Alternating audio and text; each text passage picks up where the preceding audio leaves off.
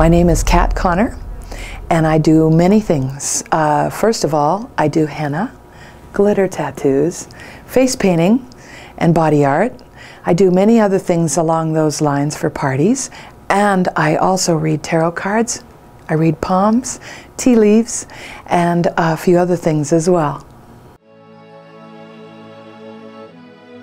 I started many years ago as a face painter with a troupe of clowns in Canada, Juno-winning, award-winning clowns called Sphere Clown Band and troupe, and they trained me to do some characters, and I had already been doing theater makeup and things like that. So I started doing face painting, and that developed into henna and glitter tattoos, which is my new favorite. Great for bar and bat mitzvahs and all kinds of parties. All ages love them. Little girls love to have a crown of jewels, of glitter, and big girls like to have a sexy flower on their arm or cherries, and and other places too, here on the small of their back.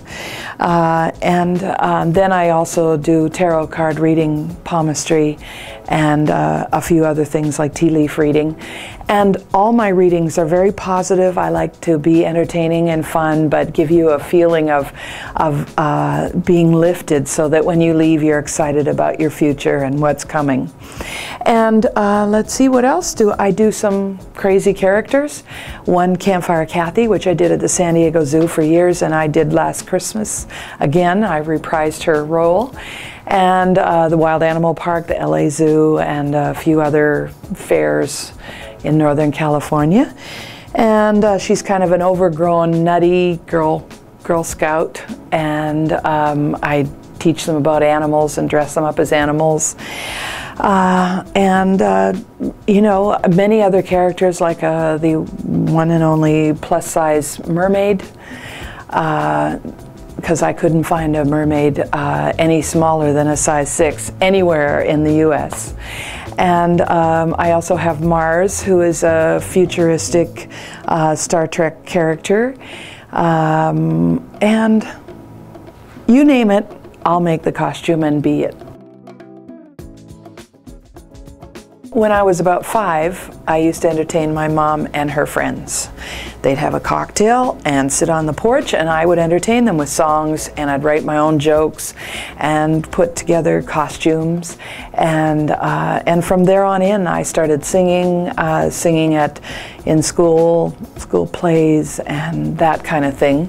And entertainment of all sorts. I really loved wearing costumes, and what the costume could do for me is change me. I work from the inside out, so I guess the outside in, because when I put on a costume, I become the character, and found out later that I was doing, clowning. And when I joined a clown troupe in the 70s, the mid-70s, and became a clown named Giggles, that's when I started doing face painting professionally, and then that advanced into body art, glitter tattoos, henna, and what I do today.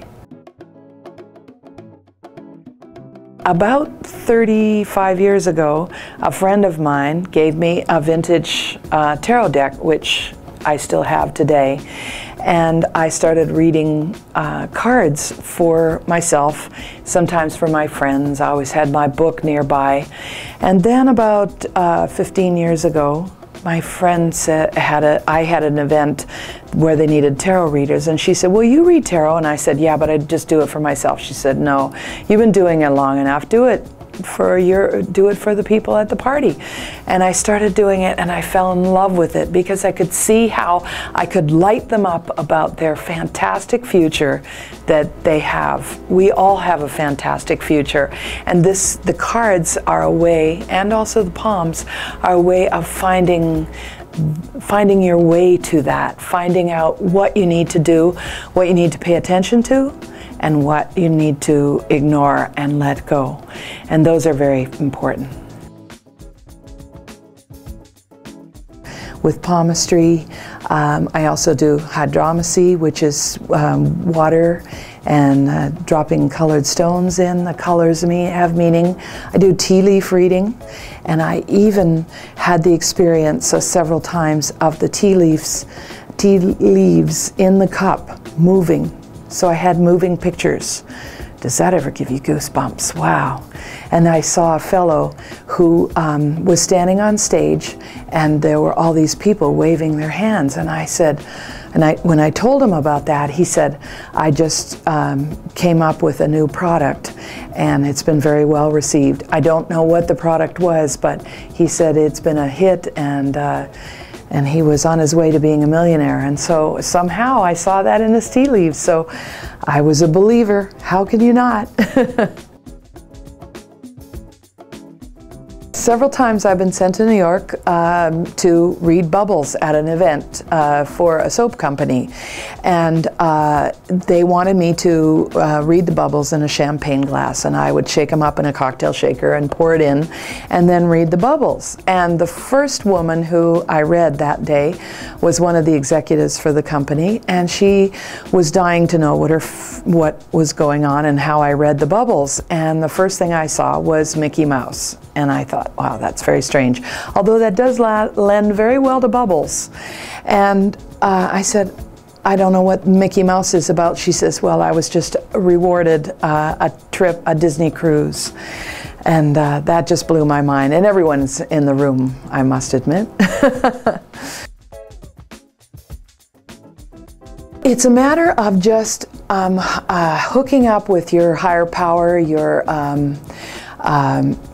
guides, your angels, as we, whatever your religion, if you pray to God, or if you believe in having guardian angels, whatever it is, I just give myself up to that before I read. I give a little prayer, and in that I see things, and I've learned to trust that whatever pops into my head from those images has some validity. At first, I remember thinking, oh, that's crazy, I'm just making that up. But it's a matter of trusting that heart-centered feeling of what you want to give to this person, how you want to light them up, how you want to make them excited about their future. And then the things just come that way. I think that when you're figuring out what you want to do in life, the best thing to do is find out what you're good at and what makes you happy, what lights you up, so that every day you get up and say, wow, what a day. That's what I do.